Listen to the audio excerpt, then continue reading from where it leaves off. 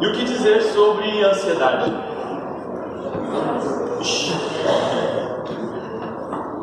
Vamos orar ao Senhor. Pai, traga luz à Tua palavra, às nossas mentes, aos nossos corações, no nome de Jesus. Amém. Filipenses capítulo 4, versículo 6 até o versículo 8, por favor. Filipenses 4, de 6 a 8. Diz assim a palavra de Deus: não andeis ansiosos de coisa alguma. Em tudo, porém, sejam conhecidas diante de Deus as vossas petições pela oração e pela súplica, com ações de graças. E a paz de Deus, que excede todo o entendimento, guardará o vosso coração e a vossa mente em Cristo Jesus. Finalmente, irmãos, tudo o que é verdadeiro, tudo o que é respeitável, tudo o que é justo, tudo o que é puro, tudo o que é amável, tudo o que é de boa fama, se alguma virtude há e se algum louvor existe, seja isso o que ocupe o vosso pensamento. Amém. Quem sabe alguém possa cogitar aqui nesta manhã: é muito fácil não falar sobre ansiedade, mas você não sabe a vida que eu levo. É muito fácil eu exortar sobre ansiedade, mas você não sabe a vida que eu tenho, você não conhece. Mas nós estamos estudando aqui um trecho da carta escrita pelo apóstolo Paulo, e esse ensino valioso que o apóstolo Paulo escreveu aos irmãos lá de Filipos, a igreja dos filipenses, ele não escreveu sobre ansiedade em seu gabinete pastoral. O apóstolo Paulo não escreveu sobre ansiedade no feriado. O apóstolo Paulo não escreveu sobre ansiedade num momento de tranquilidade, num momento de retiro, num momento de afastamento e tranquilidade das circunstâncias, dos fatos externos. O apóstolo Paulo escreveu sobre ansiedade, preso em algemas, sua primeira prisão em Roma.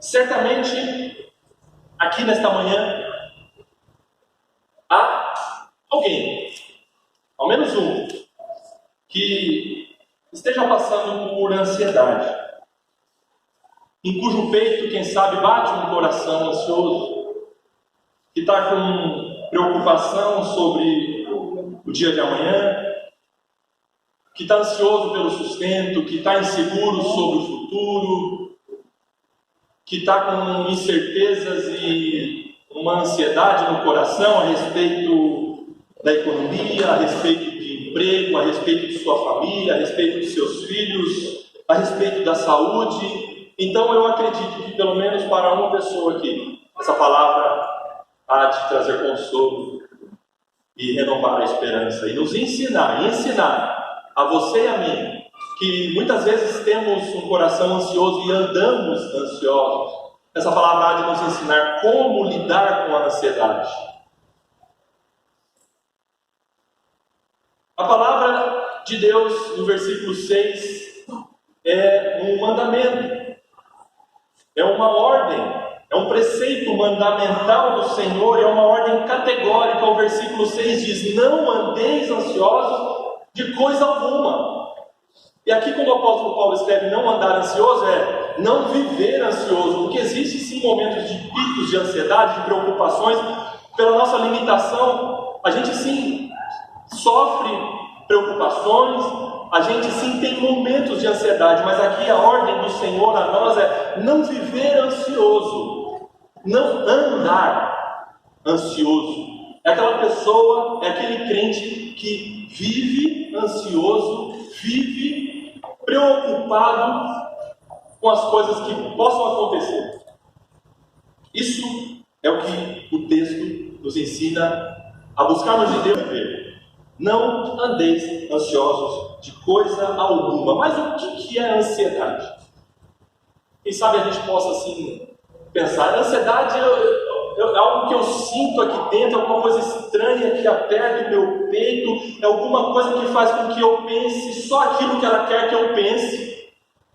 é algo que me faz pensar na possibilidade de problemas que, quem sabe, nem venham a acontecer. Rodrigo, é uma coisa estranha que eu sinto aqui dentro que eu não sei explicar, mas me aperta o coração e eu não consigo lidar e me faz as minhas forças serem esgotadas por conta desse sentimento. Vamos aprender o que é ansiedade, então, de acordo com o texto original. E a palavra ansiedade aqui no grego, ela traz a ideia de puxar em direções opostas, como que duas forças puxando em direções opostas, efetuando uma espécie de estrangulamento, uma espécie de sufocação, uma espécie de apertar o pescoço. É isso que o original do grego, o termo ansiedade são forças em direções opostas que causam sufocamento, que causam estrangulamento. É como que o ansioso tivesse em sua mente um pensamento que vai para o norte, o outro pensamento que vai para o sul, e ele não consegue fechar as contas, ele não consegue ver nada diante de si. De repente ele planeja algo para lá, e ele vê que não vai dar certo, ele vem para cá e não vai dar certo, e a sua mente está totalmente, ela está aberta, ele não consegue vislumbrar uma saída, e isso causa nele um estrangulamento. Ele fica sufocado com aquilo. Isso é ansiedade. No original, ansiedade é estrangulamento. Também podemos entender a ansiedade como se pré-ocupar. O que é pré-ocupar? É se ocupar antes. Pré-ocupar com algum assunto ou um fato antes mesmo dele acontecer.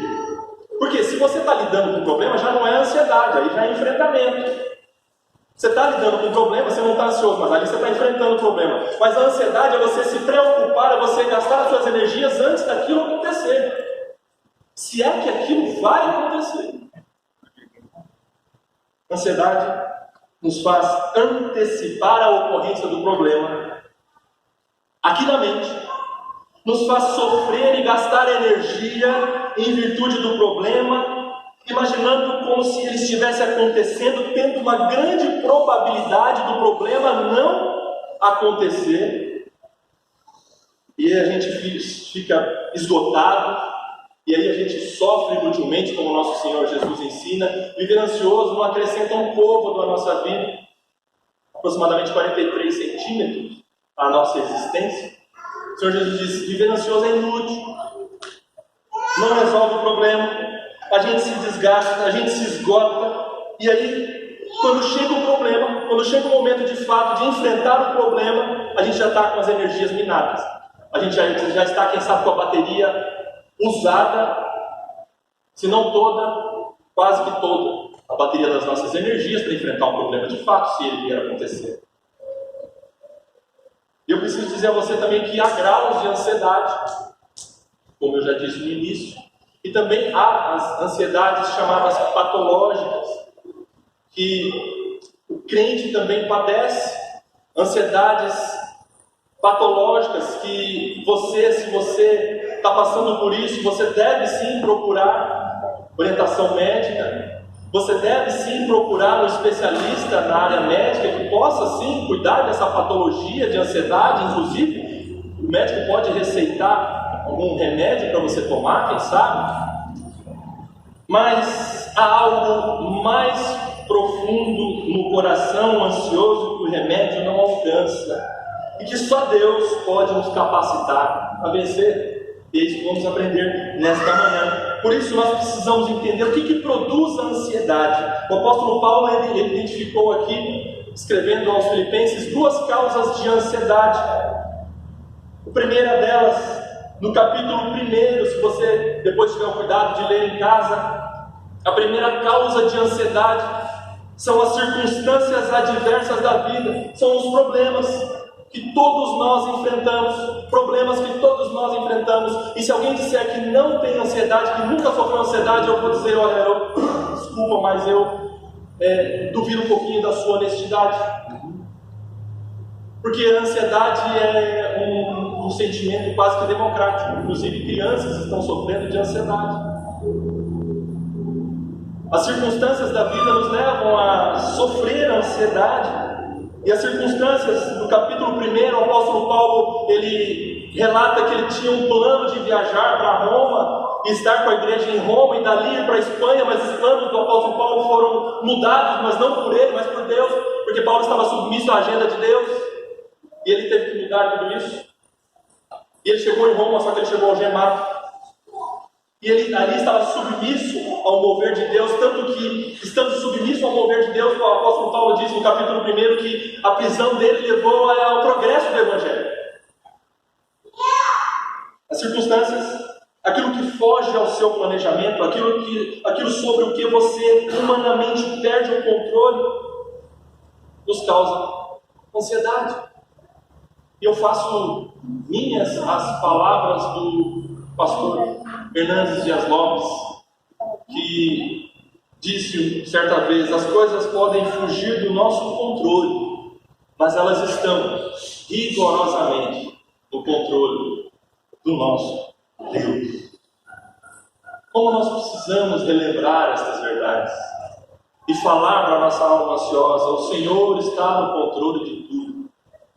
Ainda que as circunstâncias sejam adversas, ainda que os problemas venham, ainda que os problemas apontem, quem sabe lá na frente você vislumbre uma possibilidade de problema, mas você precisa relembrar sua alma, não só você, mas eu. Ei, o Senhor está no controle de todas as coisas. Nosso Deus é soberano. Primeira causa de ansiedade: as circunstâncias adversas da vida sobrevêm indiscriminadamente a todas as pessoas. Segunda causa de ansiedade, o apóstolo Paulo, ele escreve aos Filipenses no capítulo 2, e aí dá para a gente resumir o capítulo 2 com uma palavra: relacionamento. Relacionamento causa ansiedade no seu e no meu coração. E Paulo identificou ali que nos relacionamentos da igreja de Filipos havia vanglória, havia orgulho nos relacionamentos e havia partidarismo na igreja.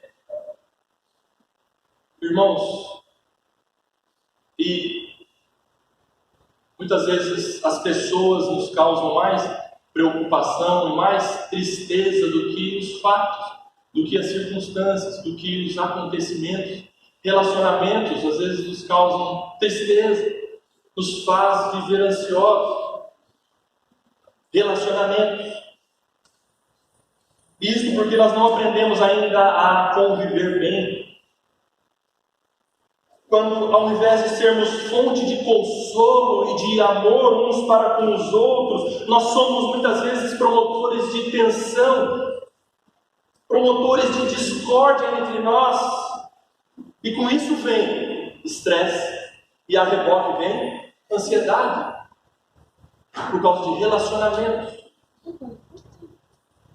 E para começarmos a destruir muros e construirmos pontes de relacionamentos saudáveis, e começa aqui na nossa casa, na nossa igreja, entre nós, nós devemos sempre, como o apóstolo Paulo ensinou no capítulo 2, sempre considerar os outros superiores a nós mesmos. É uma lição tão valiosa que nós precisamos aprender isso. Seguindo o exemplo do nosso Senhor Jesus Cristo, o exemplo de humildade. Por isso, à luz desse trecho, então, que nós lemos, vamos aprender a enfrentar este mal da alma, o mal da ansiedade nos nossos corações. O apóstolo Paulo, então, nos ensina duas maneiras de nós enfrentarmos a ansiedade. A primeira maneira de nós enfrentarmos a ansiedade, qual é a maneira que o apóstolo Paulo nos ensina? Orar. Mas só isso, Rodrigo? Só e tudo isso? Orar? Muitas vezes nós, diante de um problema, por exemplo, financeiro, eu não sei se vocês passam por isso, mas um problema financeiro, a gente lembra em fazer petições ao gerente, a gente lembra em fazer petições a um amigo: me ajude, me empreste o dinheiro que eu estou precisando. A gente lembra de fazer petições a A, B ou C, a tantas pessoas, mas a gente se esquece de fazer petições a Deus. Senhor, me ajuda. Eu não sei o que fazer mais nessa situação financeira que já saiu do vermelho, já passou por todas as cores da aquarela, todas. Me ajuda, Senhor. Eu não sei mais o que fazer. Socorro, Pai. O apóstolo Paulo nos ensina a orar. E a orar e pedir a Deus. O que diz o versículo 6? Não andeis ansiosos de coisa alguma. Em tudo, porém, sejam conhecidas diante de Deus as vossas petições pela oração e pela súplica com ações de graças. Irmãos, nós precisamos aprender pela palavra de Deus que quando a gente se depara com um problema, nós devemos orar. E a gente se esquece de fazer isso. E o nosso coração ansioso acaba se inflamando cada vez mais. E a gente fica preocupado com a situação. Isso é normal, até um certo limite, como nós estamos aprendendo. Mas nós precisamos aprender a suplicar a Deus que tudo pode. Nós precisamos aprender de uma vez por todas que nós somos filhos de um Pai todo-poderoso, que tem todo o poder para resolver os nossos problemas. E ainda quem sabe que Ele não resolva um problema que venha a acontecer, mas Ele vai nos capacitar a enfrentar os problemas. Eu e você precisamos aprender a pedir a Deus: Senhor, socorro, me ajuda, Senhor, nessa hora. E a gente pede socorro, a gente pede ajuda para quem a gente tem uma noção de que possa nos socorrer. Por exemplo, quando a gente liga o bombeiro, a gente vê que a situação não dá para a gente resolver. Aquele conhecimento que a gente tem de primeiro socorro, né, que alguns têm de primeiro socorro, eu não consigo, não dá. Eu preciso de alguém que seja capacitado para me ajudar nessa hora, que não dá. Aí você liga para o bombeiro, vai lá o César, eles chegam com a viatura lá e com toda a técnica que eles têm, eles socorrem as pessoas. Irmãos, nós devemos buscar socorro de Deus porque nós conhecemos o Deus que nós temos. Agora, se você não conhece o Deus que você tem, dificilmente você vai pedir socorro a Ele.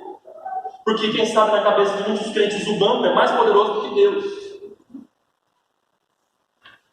Quem sabe fazer planos, quem sabe colocar na ponta do lápis, eu não estou dizendo que isso é errado, faça assim, mas quem sabe muitos crentes estão achando que o planejamento humano é mais poderoso e mais eficaz do que a ação de Deus. E se nós nos socorremos de Deus é porque nós confiamos que Ele tudo pode. Por isso, devemos pedir a Ele.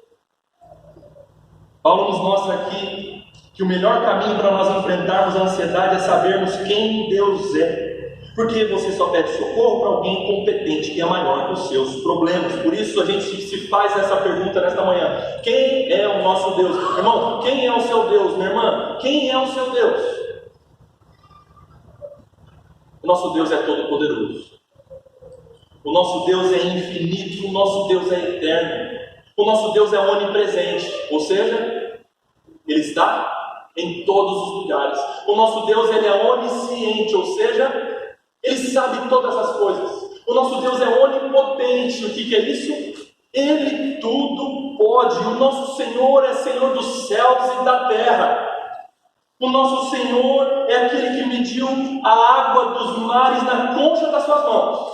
O nosso Senhor é aquele que mediu as montanhas em balança. O nosso Senhor é imutável. O nosso Senhor, Ele faz o paralítico andar. O nosso Senhor faz o surdo ouvir. O nosso Senhor faz o cego enxergar. O nosso Senhor é todo poderoso. O nosso Senhor faz da estéril alegre mãe de filhos. O nosso Senhor, Ele é pai dos órfãos, Ele é juiz das viúvas. O nosso Senhor, Ele levanta o pobre do pó e Ele faz o seu povo, Ele cuida do seu povo com alimento, diz a palavra dEle. O nosso Senhor a todos sonda, o nosso Senhor é justo, o nosso Senhor é misericordioso, o nosso Senhor é amor, o nosso Senhor é perdoador, o nosso Senhor, Ele é fiel. O nosso Senhor é todo poderoso. Irmãos e irmãs, igreja cristã em Campo Grande, o nosso Senhor é soberano. como nós precisamos aprender a descansar. O Senhor, o nosso Deus, tudo pode.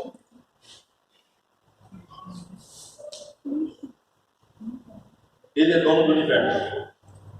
Ele está na sala de controle do universo e comanda todas as coisas. Nada foge do seu controle. E cada detalhe da sua vida ele tem que cuidar. E diz o nosso Senhor Jesus, se ele cuida de um pardal, como que ele vai cuidar do filho dele? O salvo por ele? Quando você compreende quão grande é o seu Deus, e então suplica a Ele por socorro, a ansiedade vai batendo em retirada do seu coração. Agora, além de suplicar por socorro, por intervenção divina diante de um problema que a gente vislumbra, algo que nós vemos que nós deveremos enfrentar, além de pedir socorro a Ele, sabe o que nós precisamos aprender a fazer também? Agradecer. Agradecer é um ótimo remédio para a ansiedade dos nossos corações. O que o apóstolo Paulo diz? As vossas petições pela oração e pela súplica com ações de graças. O que são ações de graças? São agradecimentos ao Senhor, coerentes com a nossa conduta de sermos filhos gratos ao nosso Pai. Agradecer a Deus. O nosso relacionamento com Deus não pode ser, meu irmão, minha irmã, só de pedir coisas. É hora também de você e eu aprendermos a agradecer a Deus por tudo o que Ele já fez e tem feito nas nossas vidas. E não são poucas, mas muitas coisas o Senhor já tem feito por nós, já fez por nós e tem feito. Como nós precisamos relembrar as nossas mentes de que Deus já fez tudo por você e por mim em Cristo Jesus, perdoando os nossos pecados, nos justificando pela fé, nos adotando como seus filhos. Nós somos dele. Quer situação posicional melhor do que essa sua como crente, filho de Deus, justificado, perdoado? Você já tem tudo em Cristo Jesus. Todas as bênçãos espirituais você já recebeu em Cristo Jesus, meu irmão. Agradeça. Rodrigo, aprenda a agradecer ao Senhor. Ele já fez tudo por você e por mim. É uma canção linda, né? Que nós devemos contar as bênçãos. Conta as bênçãos, você vai ver quantas bênçãos Deus já te deu. Depois deste processo de oração, de súplica, né? De ações de graças, sabe o que acontece? Versículo 7. Olha o que acontece. Versículo 7. E a paz de Deus. A paz de Deus é um sentimento nosso. Vem de Deus, mas é um sentimento nosso, que aumenta, que diminui, que muitas vezes acaba, mais volta. A paz de Deus, não é a paz com Deus. O que é a paz com Deus? Paz com Deus é um estado seu, como crente. Uma vez Deus justificando você pela fé em Cristo Jesus, adotando você como filho, agora você tem paz com Deus, ou seja, você não é mais inimigo de Deus. Justificados, pois, mediante a fé, temos paz com Deus. Mas a paz de Deus é um sentimento que varia, que flutua. Tem hora que você está com a paz de Deus, tem hora que você não está com a paz de Deus. Quando você ora, quando você suplica, quando você agradece, a paz de Deus, que excede todo o entendimento. O que é isso que excede todo o entendimento? É algo que acontece na sua vida que as pessoas de fora falam, é inexplicável a situação dessa pessoa, diante de tudo que ela está passando, ela vive do jeito que ela está vivendo, tão tranquilo. A paz de Deus que excede todo o entendimento. Não dá para entender aquela pessoa padecendo o que ela está padecendo, sofrendo a doença que ela está sofrendo, mas ela tem paz, ela está tranquila, ela agradece a Deus como? É inexplicável. É isso, é essa situação que o apóstolo Paulo está nos ensinando a viver, orando ao Senhor, suplicando a Deus, agradecendo a Ele. A paz de Deus inunda o nosso coração de forma inexplicável, as nossas mentes. Excede todo o entendimento. Guardará o vosso coração e a vossa mente em Cristo Jesus. O verbo que o apóstolo Paulo usa aqui, guardará, guardar, ele toma emprestado do militarismo. Guardar aqui é sentinela. Sentinela é fazer guarda, uma guarita. A paz de Deus, então, uma vez você tendo esse relacionamento com Deus de entrega, de súplica, de oração, de intimidade com o Senhor, Senhor me ajuda, sempre pedindo a Ele, Senhor, socorro, Senhor, Senhor, muito obrigado por essa hora que eu estou passando difícil, eu quero aprender a agradecer, me dê, Senhor, um coração grato. O que acontece?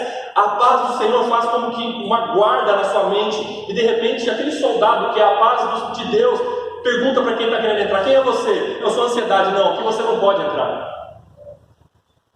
Sou sentinela dessa mente. A paz de Deus guardará o vosso coração e a vossa mente em Cristo Jesus. Aleluia.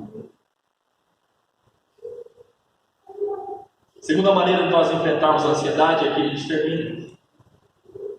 Primeiro, então, nós devemos orar. Segunda maneira, enfrentarmos a ansiedade por meio de nós ocuparmos a nossa mente de forma correta. Versículo 8. A nossa mente é um campo preparado para fazer enfraquecer ou para fazer crescer a ansiedade nos nossos corações. A nossa mente, eu repito, é um campo preparado para fazer crescer ou para diminuir ou cessar a ansiedade nos nossos corações. Vai depender daquilo que nós estamos colocando dentro dela. Versículo 8. Finalmente, irmãos, tudo que é verdadeiro. Finalmente, irmãos, tudo que é respeitável. Finalmente, irmãos, tudo que é justo, tudo que é puro, tudo que é amável, tudo que é de boa fama, se alguma virtude há e se algum louvor existe, o que acontece? Seja isso o que deve acontecer, seja isso o que ocupe o vosso pensamento. A primeira parte que você faz e eu faço, orando ao Senhor, ok, mas se a gente continuar alimentando a nossa mente com pessimismo, com notícias falsas, com fake news, com coisas que às vezes a gente vê e lê, jamais vai acontecer. Nós vamos alimentar a nossa mente com essas coisas aqui, nós vamos continuar ansiosos.